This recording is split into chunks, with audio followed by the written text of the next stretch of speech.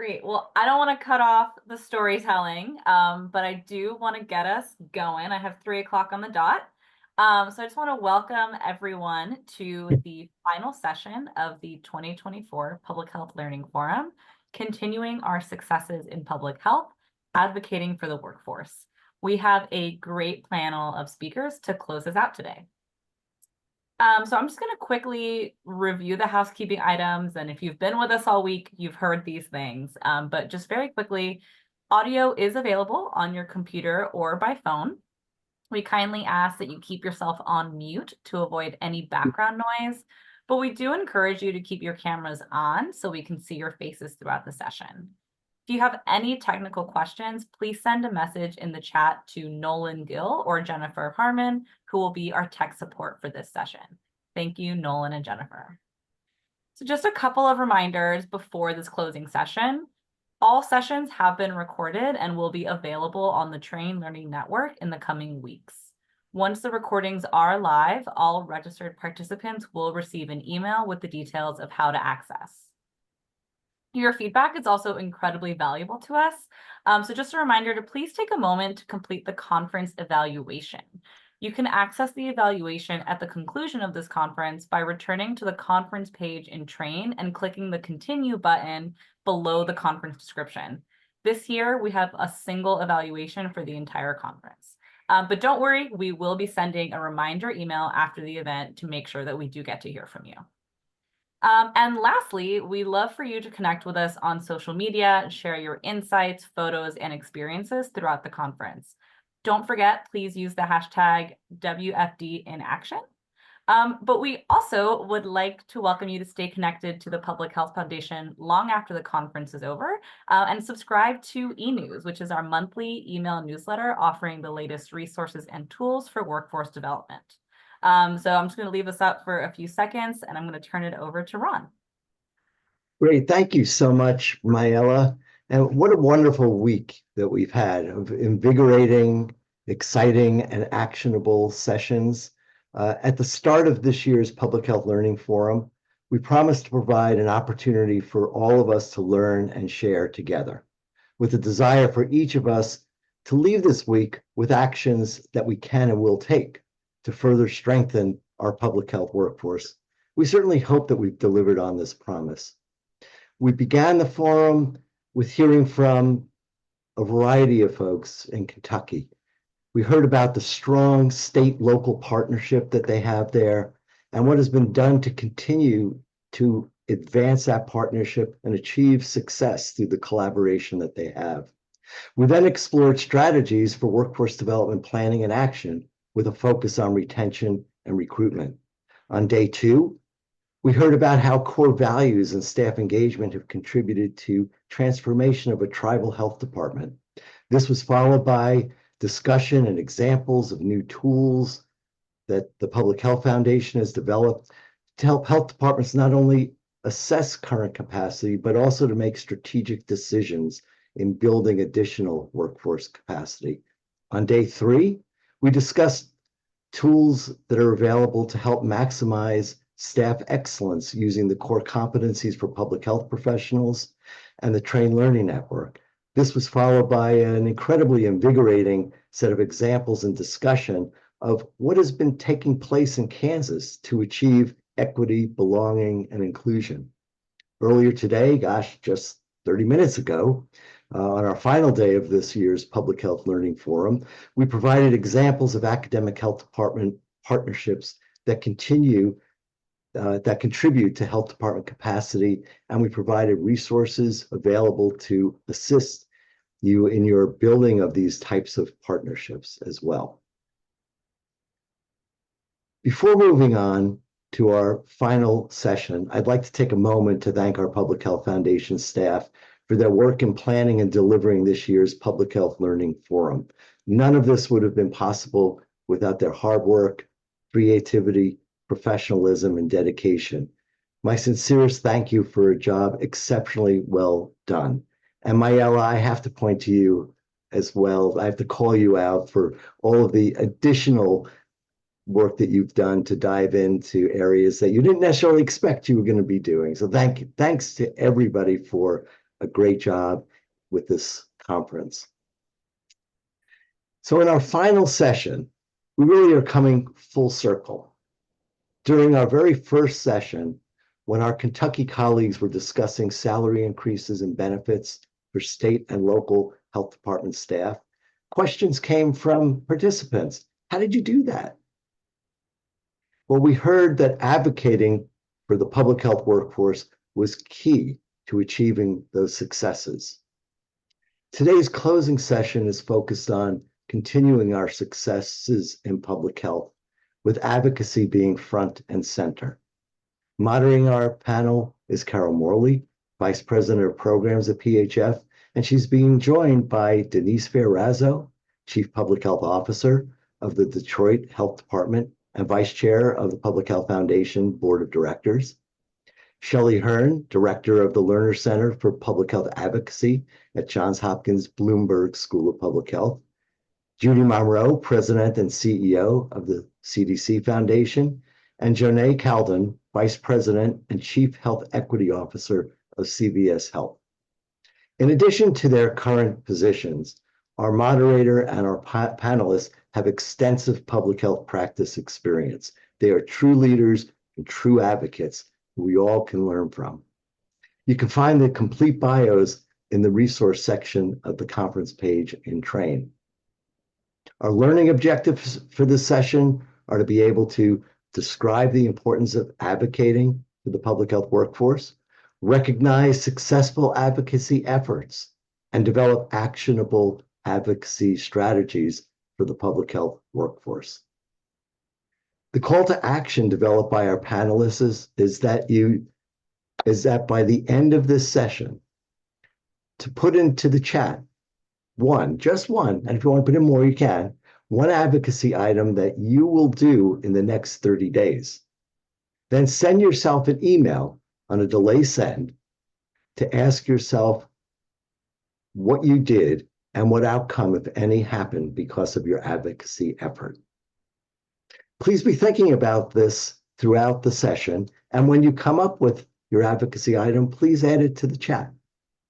So now, Carol, let me turn this over to you so people can hear from our panelists rather than from me. And thank you to our panelists for all being here. Yes, thank you. And thank you, Ron, and welcome to our panel of national speakers. This is such an exciting way for us to close out our conference. And I'm going to just jump right in since we all know our time is limited and we've got lots to discuss. So I'm going to be asking a few questions of each of you. We'll start with the first question that it's for everyone so that you can answer as you feel or think. And the first question, I'm going to start with Shelley. We're going to let everybody else think about it while Shelley addresses this first. And the question is, can you tell us a bit about your experience in advocating for public health and the workforce? Shelley? Thank you, and I'm thrilled to be joining this whole crew here. It's really good experiences from a lot of different lenses. I've had a lot of different, as you can see, the gray hair thing happening. I've had a lot of different roles in state government, working in helped put together the Big Cities Health Coalition, which was at NACHO, our trade association. I've worked in philanthropy.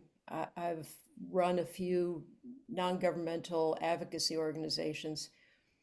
But it was when I was in state government that I really got the bug. I realized how critical it was to be engaged in the policy process, to know policymakers. And even though at that time I was a staffer and moved up the food chain, bureau chief and director, and eventually a political appointee, I was realizing I needed to strengthen those skills and be more and more a champion for public health issues, even though at that time I was in an environmental agency. I was doing health assessment work. I was one of the token public health people in a very large New Jersey's Department of Environmental Protection. And I was stunned by how we had all the staff, we had all the money at our agency, and the health department was practically Cinderella in comparison. And it was really in that moment that I started this dream of trying to set up advocacy organizations to champion more resources, more staffing, more support for the public health infrastructure.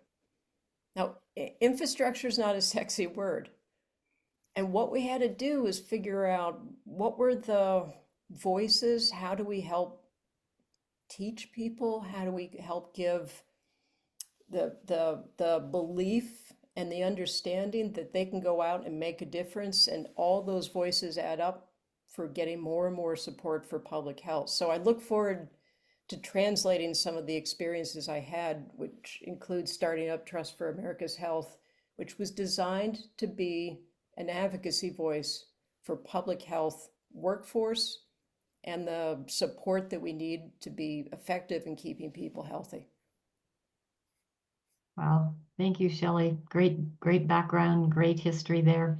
Denise, do you want to go next? Sure. I'm just so excited to be here, and I'm looking at the chat, so I'll be starting to address some questions that may come up as well. But first, I think it's really important to have a level of foundation so that you know who you're advocating for and what you are advocating for. So when I took on the role of health officer in 2019, which is a little over 5 years ago, right before COVID, the team was just getting ready to launch their strategic plan. So we finished the plan, and we decided that we were going to focus on finance, workforce development, equity, communications. And again, it was helpful to have that foundation. So when it was time to advocate, again, we knew who we were fighting for, and again, what we were fighting for. So this response is actually not coming from me, but coming from my staff, because this is so timely. For the last 5 years, we've been fighting for the city of Detroit to receive additional funding so that we could help support our children. And we know in the city of Detroit that if you give children the opportunity to thrive, they can get ahead. And so for the last 5 years, my vision and hearing team has been coming to me on a regular basis, talking about what we could do to change the funding structure and the calculations, because in the city, we have about 700,000 residents, and 50,000 of those residents are children. Based upon our current funding structure, we were only able to fund about 20,000. So again, last 5 years, we've been writing letters. We've been having phone calls.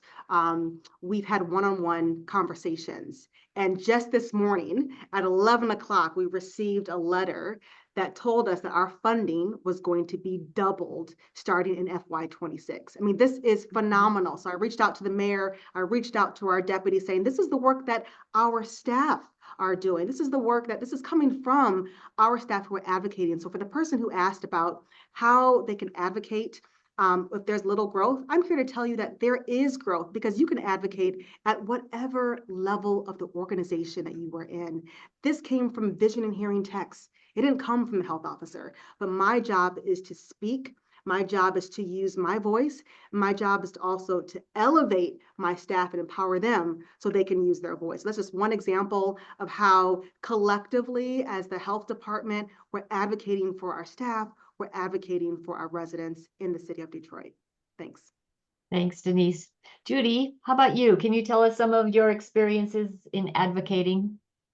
Yeah, sure. Great to join the panel and everyone today. So, I was reflecting back. I really became an advocate for workforce when I was practicing medicine before I got into public health. And it was really for primary care workforce, which is really important for the delivery of public health as well, and for rural rural workforce particularly. But then I got appointed in 2005 as the Indiana State Health Officer, and then I was all in for advocating for public health and for the workforce. And as I think about it, those early experiences, one of the big things that we took on was increasing the tobacco tax in Indiana. And I was working with legislators and the governor and businesses, and you work with academia and you work with the media, a lot of interviews, and really trying to lean in. But we ended up having a situation where the tobacco tax didn't pass initially. And it failed in the House, and I was just devastated, right? But because of the memory of a legislator that had said, you're going to have to show us that the public really wants this increase in the tobacco tax. It was just such a favorite moment where we ended up at the State House. I ended up being the instigator, calling the policy lead in the governor's office saying, we need to do a rally at the State House. And we ended up busing in kids. We closed schools, we brought in kids, we filled the State House, the governor was there, the first lady, and the tax passed and all the funding went to health. But that also helped then fund workforce. So there was a through line for that advocacy, as well as funding a number of other things. That actually led then to testifying in other states. I remember going to Kentucky and talking to the Kentucky legislators about what they should do about their tobacco tax and so forth back in the day. But my own career, I left that position and then went to CDC. And I led the Office of State, Tribal, Local, and Territorial Support. And in that role, I was advocating for the workforce, but I was advocating within CDC. To get more CDC programs and CDC funding for the Public Health Associate Program, which we grew. And now in my current role at the foundation, we've leaned into workforce development and helping states hiring. But I think from the advocacy side, I've had the privilege of being able to help fund some of the advocates. Actually, Johns Hopkins, Beth Resnick, and a lot of the work being done there. She's leaned in a lot on the research, and then putting our people first after the pandemic, and all the health officers that got and the workers, public health workforce that got had a lot of mental health issues and burnout and stress. And then I would mention the Public Health Forward, modernizing the U.S. public health system. We were part of that group that, part of the consortium that came together to do that. But we also then had the privilege of being a funder to help advance that work, which was really advocating in part for the workforce as well as the infrastructure. So it's been a fun ride. Oh, thank you, Judy. Joneigh, let's wrap up this question with you. Share with us some of your experiences. Yeah, really just so excited and honored to be a part of this panel, and just really appreciate the responses so far, and seeing really some of my old friends. So my background, I'm a former local health official in Baltimore and Detroit, state health officer in Michigan. I also oversaw Medicaid and behavioral health for the state of Michigan when I was the state health officer. I'm a practicing ER doctor. I spent the better part of the past couple of decades in urban emergency departments. Let me take it home. Get out of here for the weekend. No.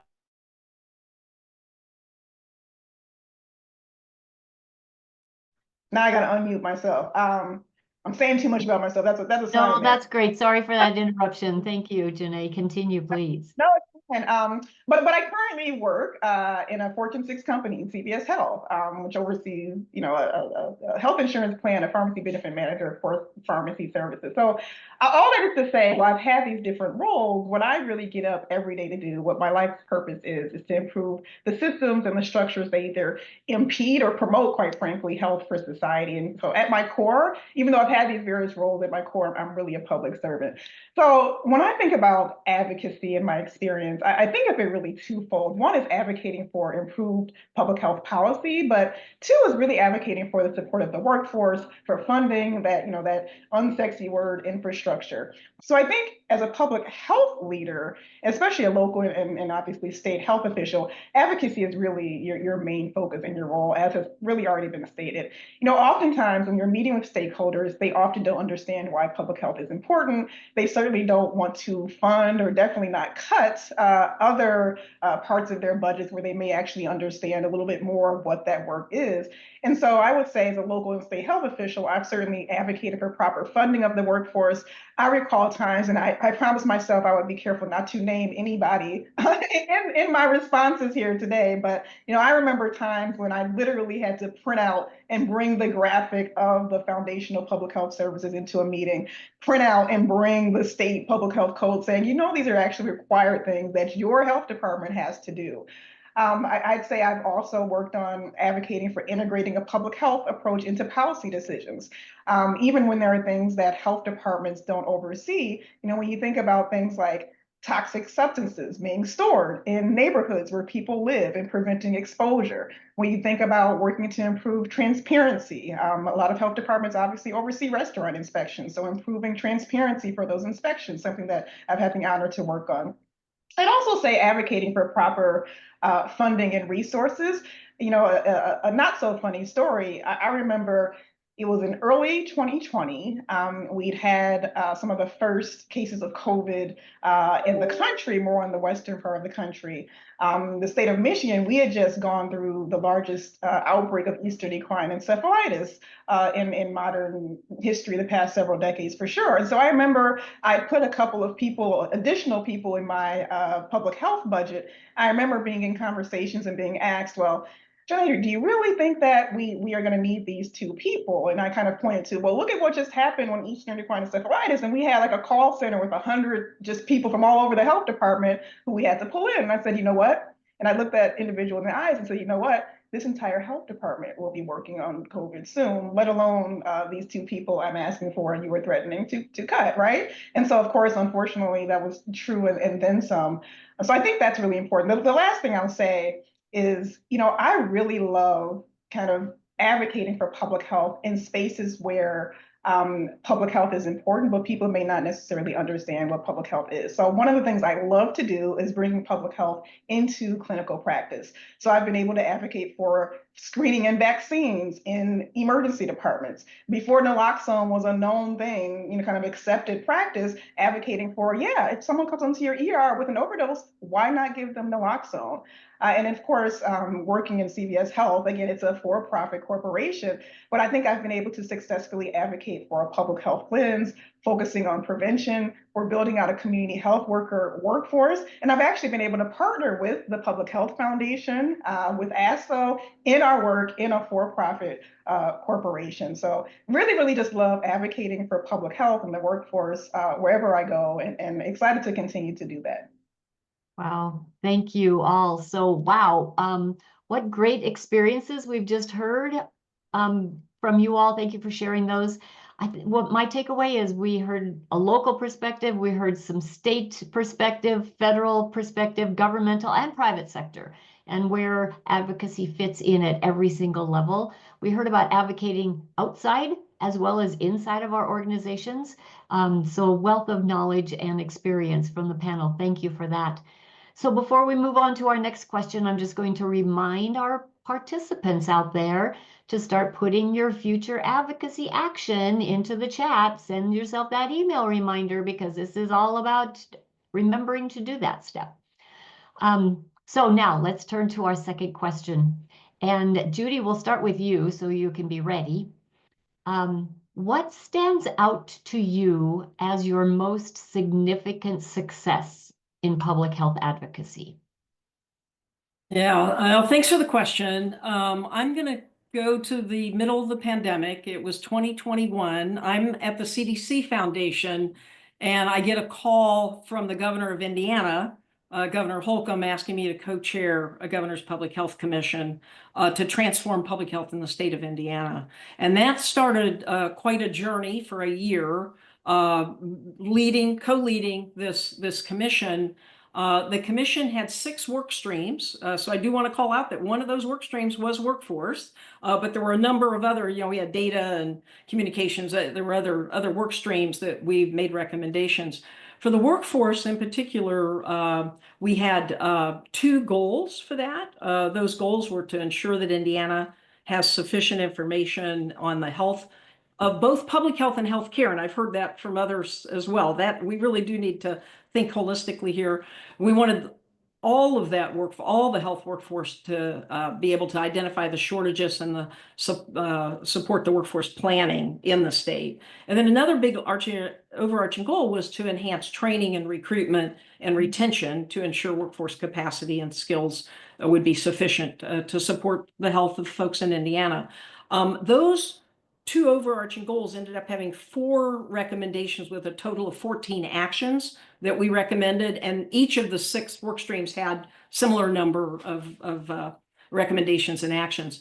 The reason it is a highlight for me, and I will tell you, my hat's off to all the people that were in Indiana, the health officer, my co-chair, all the folks that did the hard, heavy lift with the legislators, because none of this big stuff doesn't happen overnight, and it happens with, with a lot of advocacy by a lot of people.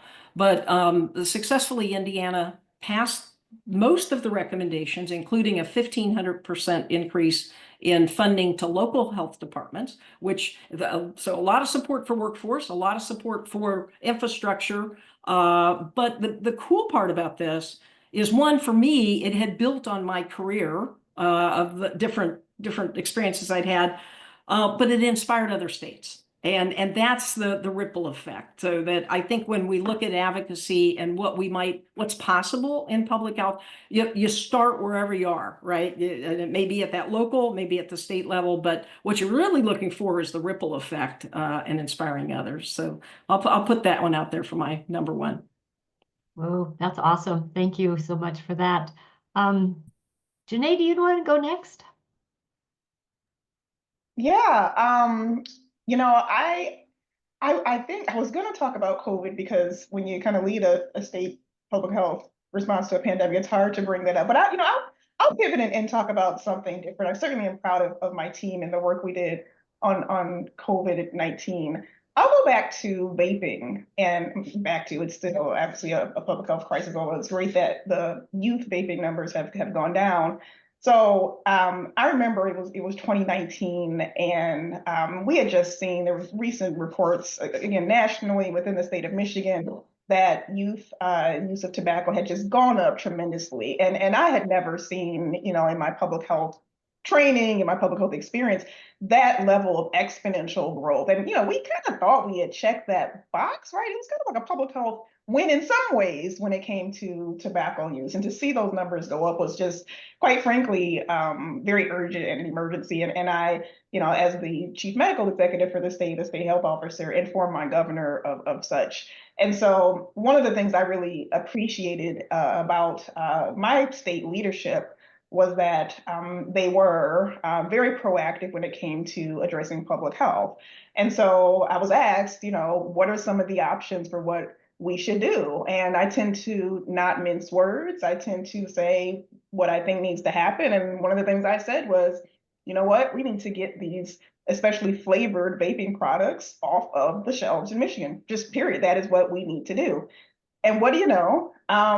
Michigan, if you go back to 2019, Michigan was the first state to announce that we were taking flavored vaping products, or at least attempting to take flavored vaping products off of the shelf.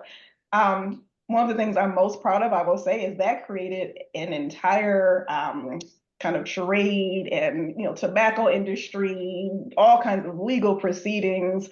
I think like the next day, the state of New York announced they were going to do it too, and then Jewel was like, "What are these people doing? They're crazy." And then I ended up being deposed by all these tobacco lawyers. I spent like 5 hours on a witness stand, and it was kind of crazy. And I'm not taking credit for this, but I think it was a spot where we did the right thing, even though from a legal perspective, it didn't quite happen the way we anticipated. But I think it helped ignite even more a movement where Jewel was like, "I'm going to stop fighting tobacco 21. Like, let's just let that go," because they're talking about removing us altogether from the shelves. And so, and obviously policy has advanced since then. So I think that is something I'm proud of. I certainly cannot take credit for Tobacco 21, but I do think it was a behind the scenes, just say what you mean, advocate for what's right, for what people need from a public health perspective, and you never know what might happen. Great. Wow. Awesome. Shelley, how about you? These are really helpful hearing some of these stories. And Carol, I want to go back to something you just pointed out, that advocacy inside government and outside are really critical. They're often the same skills, but I want, because I know you have a very diverse audience here, and some of you may be thinking, well, I can't be doing the advocacy of the big policy issues and campaigns, but you can be an inside voice to help division director or help with argument. What are the right facts that you could put together for your city manager or for your governor or wherever you are in these processes? Kind of like Joneigh's story, these are all building blocks, whether it's Michigan or the city of San Antonio and its effort on moving Tobacco 21, or actually CVS had a big role in some of the supporting that. It does take a village. I've in my times I've done a lot of legislative campaigns. I've helped pass laws at the federal level, Food Safety Modernization Act. Actually, credit card reform is part of the social determinants of health. Predatory lending is a toxic threat out there.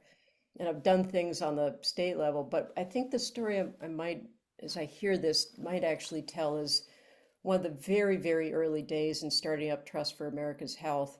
We had no money. This was a pipe dream. There wasn't really an advocacy voice for public health. So we were trying to build attention for public health infrastructure and, acknowledge it's not just today. This has traditionally been a really hard thing to sell people to put more money into disease surveillance systems, or the epidemiologists that you would need to assess those, the laboratories that are part of it. And we actually we're trying to figure out, how do you get people to pay attention to this issue? How do you get the policymakers who are making those budget decisions? And we did something that at that time was radical, which was create a grading system. We identified what were the critical factors that you need to have in a good disease surveillance system. We looked at birth defects registries, because only half the states had them. Everyone wanted them. The budgets were getting cut, staff were getting cut. And we did a report card for every state as to how well they were doing birth defect registries. It got enormous amount of attention. The press was amazing. We got hearings all over the country. And I got a lot of phone calls from state health commissioners where I learned some new words. Let me just say, folks weren't happy with that spotlight. Now, fast forward today, look at who's here on this panel. Leaders who have been in those positions, who know that bringing that kind of attention is the opportunity to actually talk to your governor, that this isn't saying that you're not doing your job. It's saying, we're not getting funded, or we don't even have a birth defect registry because you cut the budget 3 years ago and eliminated it. And it takes a village. It takes putting the right data together, having people who understand. Don't run when you engage with a policymaker, lean into it. And how do you do it in ways that they can understand, or with partners who can put pressure on? How do you combine these forces so that the outcome that you want will resonate with those targeted policymakers that you're trying to get to support public health? So I throw that out as just one way of many to think about how to get attention, and back to facts can matter if you translate them. Great. Thank you, Shelley. Denise, let's hear from you. Sure. Part of one of the challenges of going last with this particular question is to cross off all of my examples. I know. So I was going to mention COVID-19. I was going to mention how the health department has kept dangerous dogs off the street. We partnered with our city council to make our food grading ordinance. We implemented a new grading policy so that we could be more transparent for our inspections. We recently sued several big pharmas for the soaring prices of insulin. So I'll cross all those off. What I want to talk about is how we advocated for public health funding. And thanks to the CDC, we were able to apply for the FIG grant, which is the Public Health Infrastructure Grant.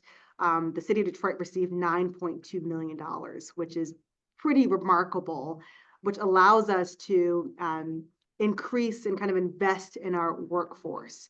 We were able to hire about 12 new people, from a policy expert. We've got a new workforce development manager, and Dr. Farr, if you're listening, shout out to you and your leadership.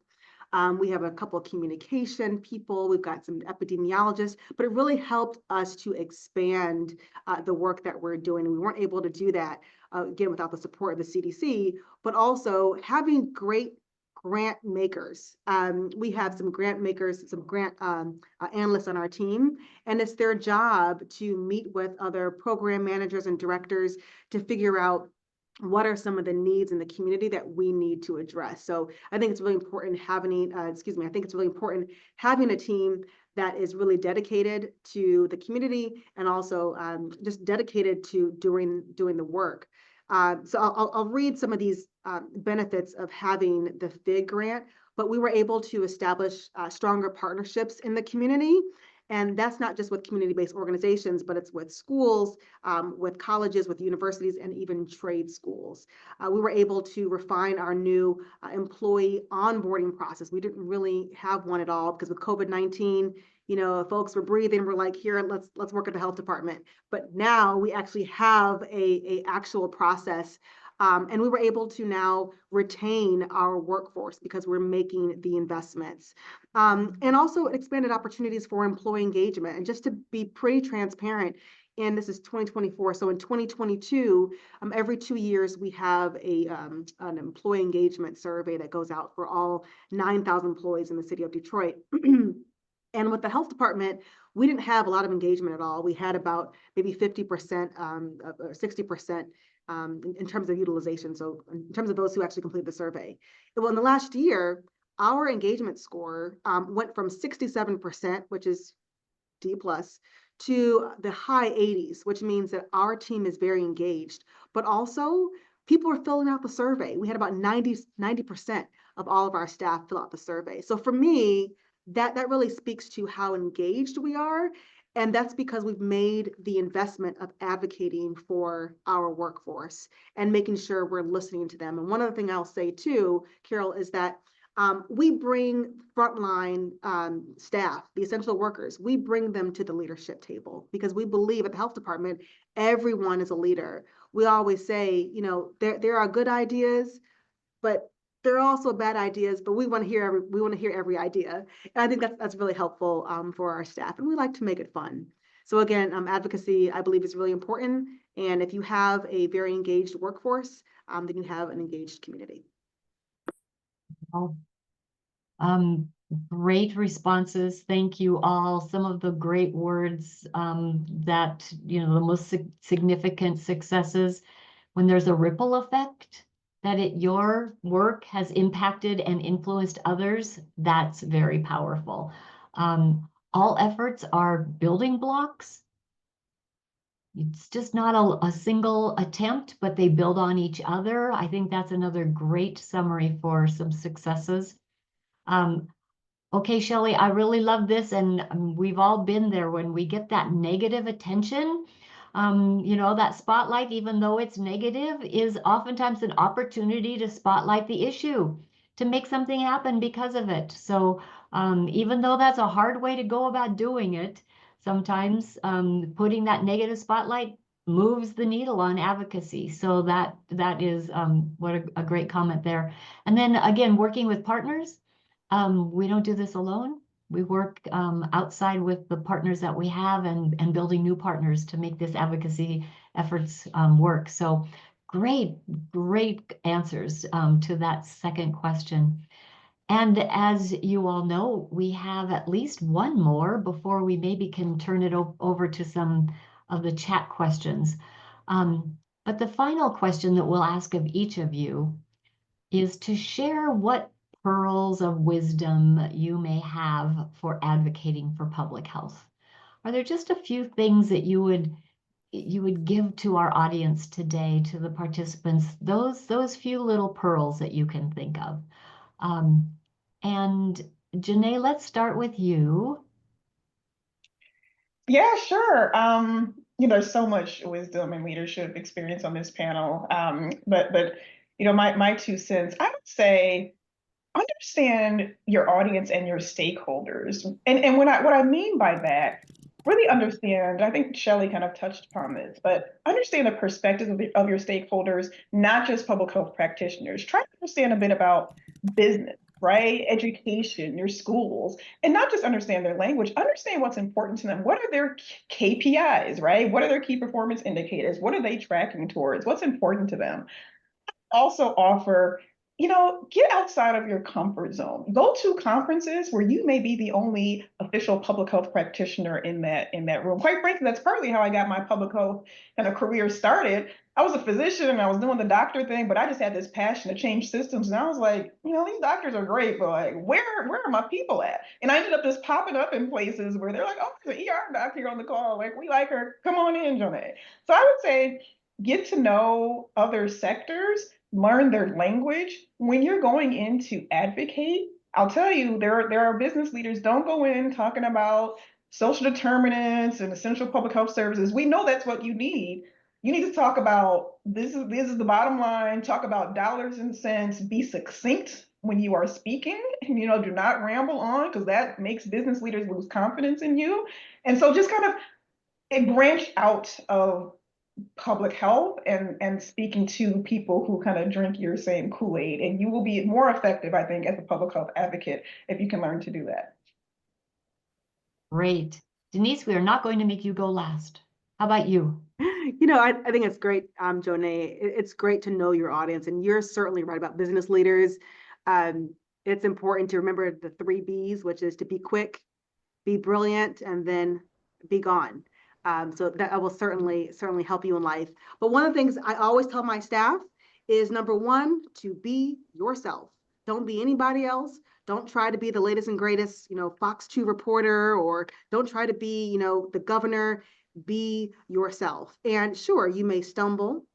You may forget a word or two. You may forget, the PowerPoint may not be as beautiful as you would like, but tell your story. And while you are being yourself, remember your why, because your why is going to help you when you're struggling. Your why is going to help you to refocus. And if you remember the example I gave all of you about the hearing and visioning team, for the last 5 years, they have been advocating for their department and for their team, and they never gave up. In fact, in the last 12 years before my arrival, in the last 15 years, they had 12 health officers in 15 years. So it didn't matter for them. It didn't matter who was at the top. They still remembered their why, which was their residents, and doing whatever they could do to help support those children thrive. So I would say again, remember your why, be yourself, and never give up. Well, thank you, Denise. Shelley, you're next. I'm kind of going wow here, because I'm like, yes, yeah, yes. I was going to say that. No, I was going to say that. I know. This is fabulous. So, and if I can amplify a little bit, Joneigh's point was really important of we have got to have advocating for us people outside of our circle, and especially at the local level, state. It worked. We were able to pass the Food Safety Modernization Act because we got grocery manufacturers coming in to be the voice for the advocacy community.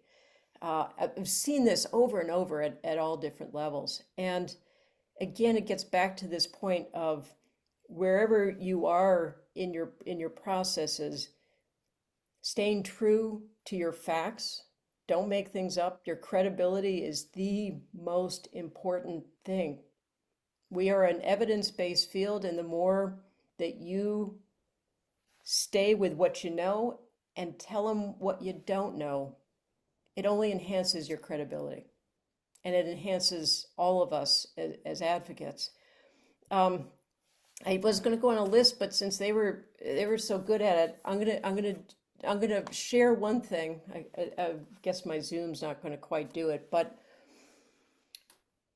we were asked by ASTO, and APHA Press, and the de Beaumont Foundation to write basically a book on how do you advocate, because it's a scary thing. We hear that word and we go, oh, no, no, no, I can't do that. When in fact, it's almost part of our own career advancement, our field advancement, and just how we get good health policies in place. That is part of that strategic skills book series that ASTO and de Beaumont put out. There's one called Policy Engagement. I'm going to let you in on a secret. It really is how to be an advocate. But we didn't want to say that and scare people away. But it's just a really basic how-to, and a lot of these very practical things that you're hearing here today are distilled in there on how to do it from where you are. Not having to go and be a lobbyist and go do, yeah, it helps to get a little outside your comfort zone, but you also have to know what you can and can't do and what's okay. And there is a village out there that's saying we've got to do this, and we got to support each other doing this, and we got to teach each other how to do it. So thank you, Public Health Foundation, for being part of this message. This is a fundamental skill that we all just have to be comfortable with, and you only get better by going out and doing it and sharing this kind of realities of what works and what doesn't work, and a little more experimentation too. Thank you, Shelley. Judy, your pearls of wisdom. Oh boy, well, it is hard to go last. So let me agree with everything that I've heard. Some of the things, I'll probably reword things a little bit. I would recommend to keep in mind that you want to humanize the data. So going back to Shelley, you want good data and then humanize that data. One of my very serious recommendations for everyone is to break bread. That's the way I've been putting it. And you can break bread, you can become an advocate breaking bread with your neighbor and your folks who are in organizations, whether it's church or school or whatever, because we have to have coalitions. You want to have a lot of, you don't fill a state house. That doesn't happen by accident. There's been a lot of conversations and folks that are learning. But break bread, going back to going to meetings with people, I have had probably some of my most significant successes or inroads is when I've been sitting at dinner with someone that is outside of my usual circles. And so it not just go to the meeting, but sit down and have coffee or break bread. And then the last thing I'll just end with is be tenacious.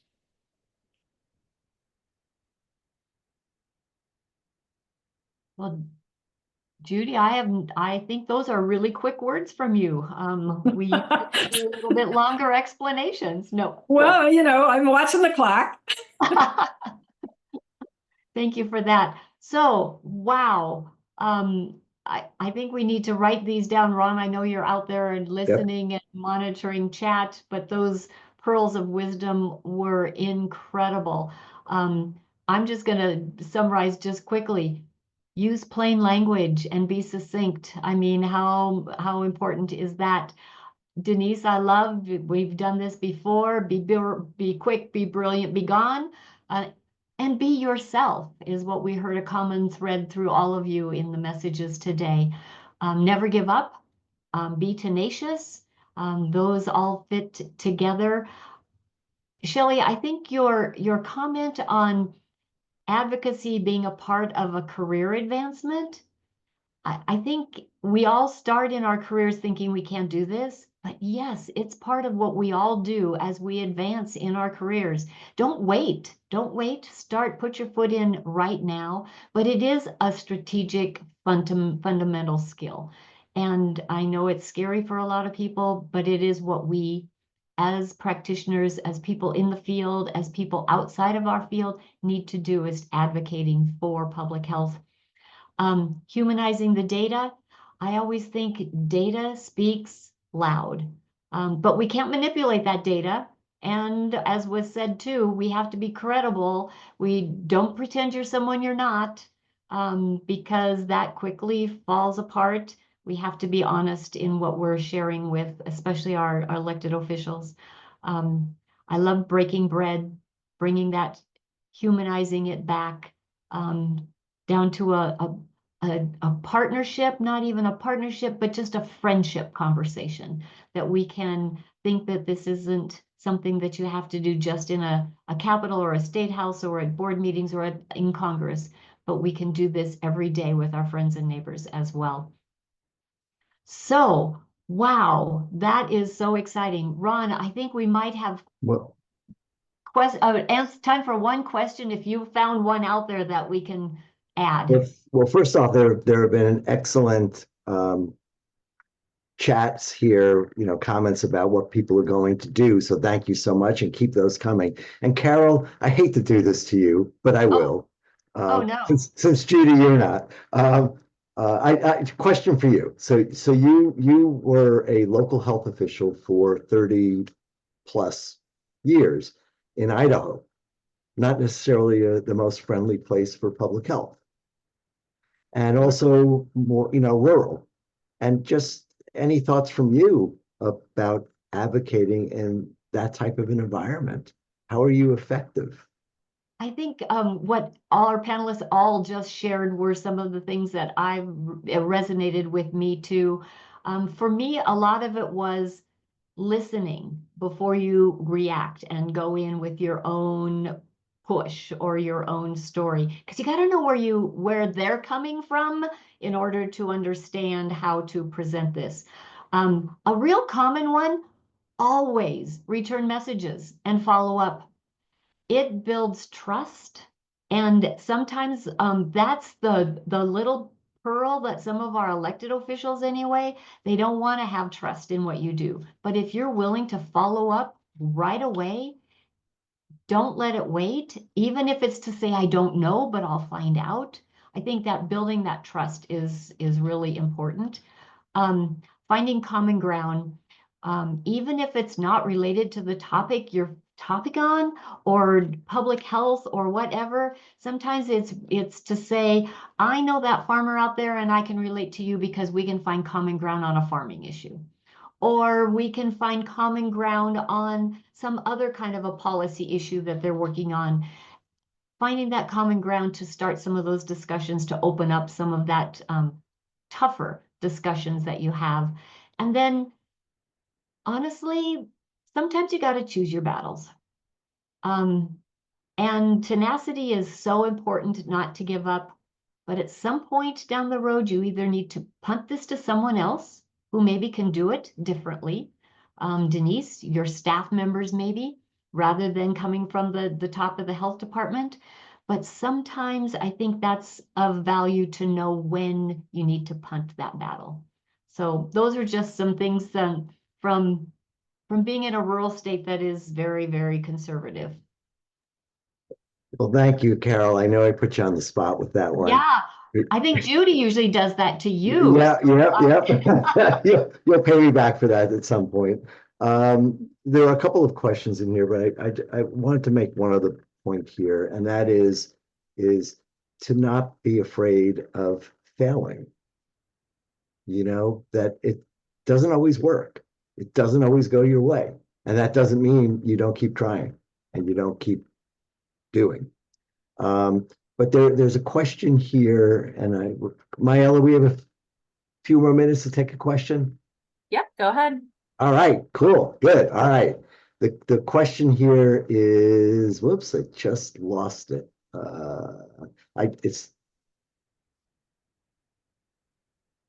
I'm sorry, it popped out here.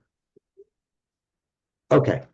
As the panelists have advocated for public health workforce development specifically, what strategies or stories or data have you all found most effective or compelling for the audiences and decision makers? So is there something that's been particularly compelling? Anyone wants to jump right in? So what I would encourage that before you figure out how to sell your ask, what is it a budget increase? Is it more staff? Is it different law to support a certain health outcome? You have to figure out who's the decision maker. And I think it was a point that I think both Denise and Joneigh had raised.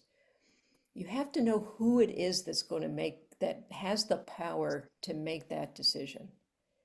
And then the story, the data, the partners, the allies, the coalition that you would bring to help support that change has to reflect the interests, the values, the political pressures, the social dynamic, the kind of the environment that that policymaker is in. So it gets back, Carol's, who she may have been advocating to in rural Idaho, has different political, economic, social factors around them than, say, someone in an urban state or urban setting. And you have to really know the decision maker, what is it that they're facing, because that then informs you how to frame what are the right facts to pull out, not making up the facts, but we have thousands of facts. It's what are the ones that would most resonate with that policymaker, that decision maker. That's the key thing. If I can build on that, I 100% agree. And what I found is that people tend to be more concerned about what they're going to potentially lose out on or get last place or whatever they're going to lose, than they are about getting excited about what they're potentially going to gain. And so when you're looking at your data and you're kind of thinking about the story of that data, sharing things about you're going to miss out on this, there's like $1 billion you're leaving on the table, or whatever it may be, X number of people are going to potentially die. Look what happened last year. I'm making those up. But I do think the fear of loss is greater than the excitement about gain. And so considering that in your approach is one thing I would offer. Yeah, and I'll jump in on that too. That's a good segue. So understanding what folks care about. But one of the ways that you can do this is also seizing what's in the consciousness.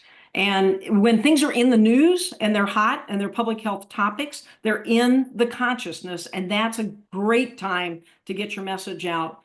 So I remember, example, rise in chlamydia cases or syphilis cases or what have you, the message, while that's being alarming to folks, the message is, and we don't have enough contact tracers. Public health doesn't have enough workforce, or we don't have the trained workforce, or what have you. So there's some art to being able to get your message at the right time to the right folks. And using the media wisely. Yeah, one more tag team, because it's that point of what are you losing out? There are a lot of data sets out there, like if you're working at the city level, City Health has a database that can help you compare what are your peer cities, how are they doing? And if you can show that, hey, we're lagging, and if we did this program, or if we had more staff to do X, you had a budget to support that. That's something that folks can get of, yeah, we're missing out and they're doing it, so why can't we? And that can be compared from states, from cities. That information's out there and can often be really helpful to show that it can happen and good things are doing, but we need to catch up. So we are right at time, or just about. Let me thank each of our panel members. This was not only so enlightening, but so fun. as we have our final session for today. But Denise, Shelley, Judy, and Joneigh, thank you. Thank you so much for sharing your advocacy experiences, your pearls of wisdom with us, your expertise that has gone along with that. It just demonstrates to me how together we can and do influence the outcome of our policy work. We can and do make change, even in small ways. And our advocacy is truly strengthening public health and our workforce. Thank you for joining us today. This could go on for hours and it would still be fun, but for now, we'll close this session. But as we close, this is the closing session of our Public Health Learning Forum also. And I want to give a huge thank you to all of our amazing speakers and panelists for sharing their insights and expertise with us. Your engagement and enthusiasm has truly made this conference outstanding. Embedded in the title of this conference, Workforce Development in Action, each session displayed examples of actionable workforce development strategies and activities. Our focus on workforce development was very intentional. As we all know, never before has our workforce been as important as it is now in the field of public health. Throughout this conference, we hope you've taken away many meaningful actions and pearls of wisdom to use with your own public health workforce. We thank you for spending time with us these past 4 days to learn and grow in our shared experiences centered around workforce development. We thank you for engaging with this Public Health Learning Forum. And from all of us at Public Health Foundation, we wish you all good health until we meet again. Thank you.